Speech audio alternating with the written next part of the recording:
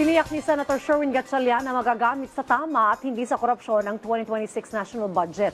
May tuturing din umanong people-centered ang pondo dahil mas nakatutok ito sa pangailangan ng publiko. Ang detalye sa report ni Bien Manalo. Ngayong nilagdaan na ni Pangulong Ferdinand R. Marcos Jr. ang 2026 General Appropriations Act na aabot sa tumataginting na mahigit 6.7 trillion pesos. Tiniyak ni Senator Sherwin Gatchalian, chairman ng Senate Committee on Finance, na tututukan pa rin nila ang implementasyon ng budget sa ilalim ng kanilang oversight powers. Ito'y para masiguro na magagamit sa tama ang pondo at hindi mahahaluan ng anumang korupsyon. Nasa kamay na rin aniya ng mga ahensya ng gobyerno na mapabuti ang paghahatid ng dekalidad na serbisyo publiko, lalo't ibinabana sa kanila ang pondo para epektibong maipatupad ang kanilang mga programa. Kami naman dito sa legislative, oversight naman ang aming gagawin.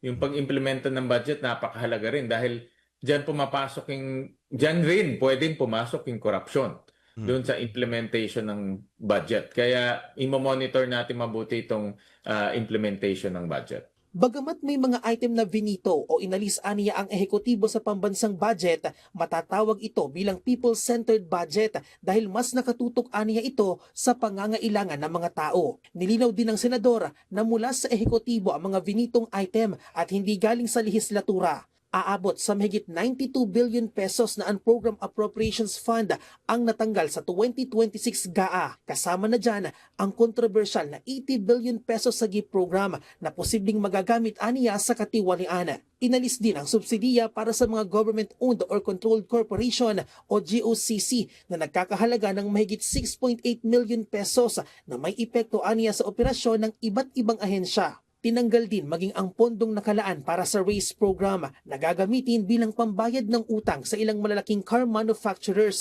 na posibleng makaapekto sa mga banyagang mamumuhunan. Ang kinakatakutan ko dyan, baka itong mga foreign investor mawala na yung tiwala sa atin dahil utang natin yan eh.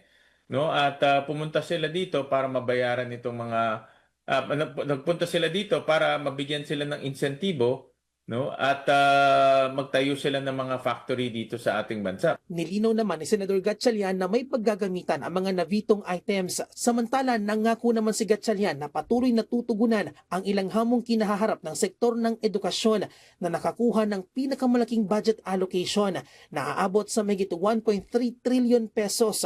Kasama sa paglalaanan ng pondo ang paglikha ng libu-libong teaching and non-teaching plantilla positions sa mga pampublikong eskwelahan at pagpapatayo ng mahigit 20,000 silid-aralan sa buong Pilipinas. Bien Manalo para sa Pambansang TV sa Bagong Pilipinas.